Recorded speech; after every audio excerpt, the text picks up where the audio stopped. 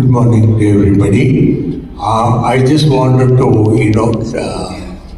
start off my speech with in Kannada. So please, if there's been any mistake in my expressions, excuse me, I'll try my best. ಎಲ್ಲ ಪತ್ರಿಕಾ ಮಿತ್ರರಿಗೂ ಎಲ್ಲ ಮಾಧ್ಯಮದವರಿಗೂ ನಮಸ್ಕಾರ. ಕನ್ನಡದಲ್ಲಿ ನಮ್ಮ ಮಾಡಲ್ cinema Sathyajyothi Vishnu sir ಜೊತೆ ಮಾಡಿದ್ದು ತುಂಬ ಒಳ್ಳೆಯ ಹೆಸರು ತಂದು ಕೊಟ್ಟ ಸಿನಿಮಾ ಅದು.